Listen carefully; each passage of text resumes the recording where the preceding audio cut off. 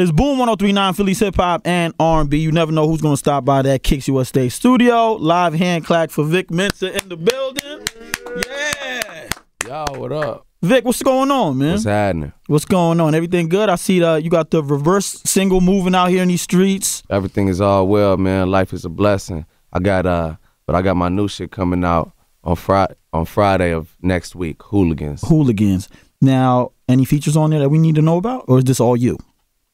There's some features on there, good collaborations. You know what I'm saying? I often don't collaborate with that many people, but you know, I do like to work with people that I feel will really add to the story that I'm trying to tell. Nice. So I collaborated with Ty Dolla $ign. Nice. That's a good friend of mine, and he's dope. I got Herb on a record. Nice. That's really dope. I mean, Uncle Charlie is absolute legend. Okay. And nice. It's a nice different mixture. My man Mr. Hudson, that's also a legend on a different side of the the R&B side of things. Mr. Hudson, the guy that messed with Kanye Heavy? Yeah. And shout out to my homie Jesse Rutherford too. He's the lead singer of a band called The Neighborhood. We've been doing a lot of work together, so he's on here too. Oh, nice. Okay, I like the way you stretched it out. Travis Barker too. Travis Barker too? Yeah. Okay, yeah. So you dropping it next Friday. I see you got another single called Dark Things. We released that. And the first video, the video's crazy. It's like some Alexander McQueen. Yeah, it's Trent Reznor, 9 Inch Nails, Marilyn Manson type shit. I seen that. So what made you go in that type of lane? Because very, very different. It was just kind of like the content of the music really lent itself to that. You know what I'm saying? That song is very dark, and so I wanted a video that really drew you into that world. I wanted to artistically represent the dark things in my mind. So it's like I have them represented by like these ill veiled women with this like demented makeup and very Halloweenish. It was right around that time as well. I wore that shit to Halloween. Oh, okay. You know nice. Yeah, you know, and it's like I had them actually what I was really trying to represent was like I was trying to represent these dark things in my mind coming you know, and trying to take a hold of me and kind of sacrificing those things to let love in. Okay. So if you actually look closely at the symbolism, you know, there's a point in time when I have this symbol on my head. It's called the pentagram of Solomon. Okay. And that's to ward off unwanted energies. You know what I'm saying? Really? So it's actually, it looks very satanic and just like devilish. As we were inspired a lot by Wicca and like that certain magical things, but it's actually me making a statement about sacrificing those darker parts to let love in. That's dope. Now, how did you know about the symbolism and all that? Like, how did you learn about that? That's very interesting to me. Like the symbol. You know, I just did some research, but I bought this book. I bought this book at a flea market, and it was like occult and wizardry. Okay. And I bought a couple books like that. And I just bought them because I thought they looked cool. Right. And I bought them from the same dude who was like, he was selling me records. He's an ill like collector out there. And you know, I bought all types of crazy records from him, like Angela Davis Speaks and like Last Poets and like The Cure and just like a bunch of heat. And he also had these crazy magic books. Okay. So I just bought those too. And while we were putting the concept together for the video, I was just like flipping through the magic books, you know, looking for like symbolism. Some type of inspiration. You know what I'm saying? And it worked out like that. Yeah, word up. That's dope. That's very different. I like the way you said, you know, get rid of the dark things to let some love in, which is light. You know what I'm saying? Yesterday was Jay-Z's birthday. Where does Jay-Z fit in your all-time history list? I mean, I put Hov as the best rapper. Okay. I think that as rapper, as an overarching term, you know, like inclusive of more than even just lyrics and songwriting. You know what I'm saying? That Hov is indisputable in that place. But I did my top 5 the other day. Let me think what top 5 I did that time, because I always got a couple different ones. Okay. My favorite rapper is Common. One of mine too. You know what I'm saying? I got Hove in there. I had Andre 3000. I had who else did I have? Tupac. I had Pac. And I had Dilla. That's a very interesting pick. Right. You have to be a real music lover to know who Jay Dilla is out there, y'all. Jay Dilla is one of the illest ever, and he's amazing. But okay, that's your top 5. Mm-hmm. And Jay-Z's in there. That's really, really dope. You got to actually go on tour with him and J. Cole and all that as well, right? Yeah. That was phenomenal. That was the 444 tour. Was last year. I went on tour with Cole a long time ago. Okay. But 444 tour was crazy. You know what I'm saying? It was like, I mean, such a huge audience. Mm-hmm. And I was just trying to make it a movie. You know what I'm saying? Just trying to be theatrical and cinematic with, you know, with my performance. With your performance as well. Now it's dope. Now there's a lot of music that came out in the year of 2018, like crazy dope albums and all that. So give me your top 5 albums that dropped this year. My top 5 albums, I ain't gonna hold you, bro. I just don't even listen to new music like that. So now, can you tell me why? I just don't listen to new music because I listen to old music. You know what I mean? It's like I'm more so. I'm an old music head too, like, though, Vic. So I want to see what we got in common here. Like, what old joints you listening to, though? I could always just look, but you know, definitely like I've been in a Curtis Mayfield. Oh. In a Curtis Mayfield crate. You've been in the soul bag. I got in the soul bag real quick. I mean, I always jump into a Marvin Gaye What's Going On bag. That's a great bag to be in.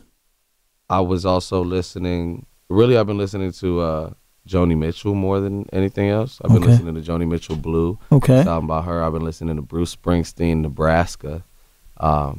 Loving that. You know what I'm saying? Yeah. Man, it's a lot of things. It's a lot of things. Clash. I mean, the soul bag goes deep too, though. Real deep. I see that. So are we going to hear more soul in your music moving forward, or you just like to continue to experiment? There's a soul record on here on Hooligans that is that's actually literally directly out of the soul bag. Nice. It's a record I produced from like a Eddie Kendrick's 33 that I had.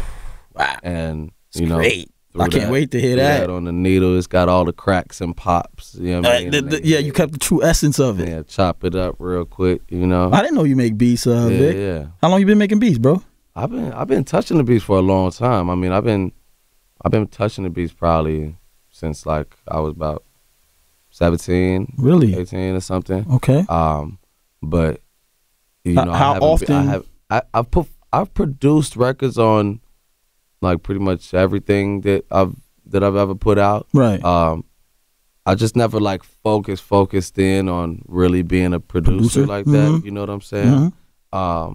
And at this point, like I'm further along as far as making beats than I was in the past. You know, I could do more of the process, but even to this day, it's like being a producer has never been my focus thus far. So it's like I'll make a beat and then I'll bring in different people that do what they do best. Right, to season it up. To fuck with it. Yeah. You know what I'm saying? And that's kind of how I've always produced. Oh, nice, man. I didn't know. So when you do produce, you don't really like to jump on your own things?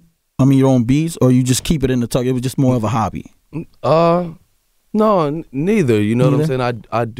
I do be on my own beats. You know what I mean? Like I've produced songs on a lot of projects that I've put out. Probably most projects I've put out, I produced one song on them. Okay.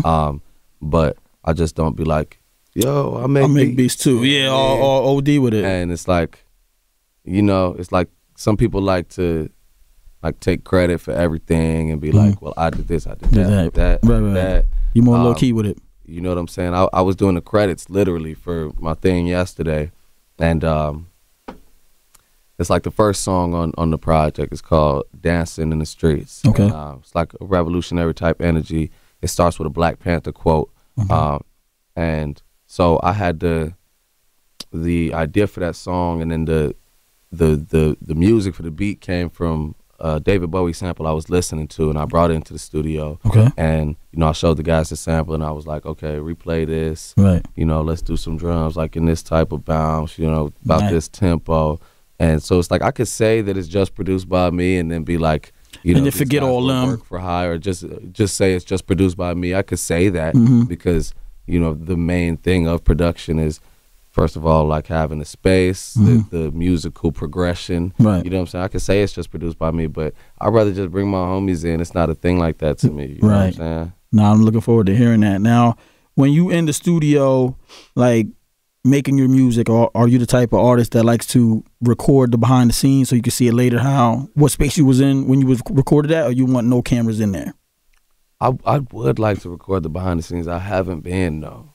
Okay. So I definitely need to start doing that. I would like to see some of this, some of your process, because now that you're chopping up beats and bringing in your homies, that's kind of interesting to look at. You know what I mean? To see the other side of you. So that'd be super dope. That'd be dope. Set that up now. Yeah, do that, bro. Do that. Tell these guys. Yeah, do that. So Hooligans drops next Friday, correct? Yes, sir. Next Friday, on all platforms.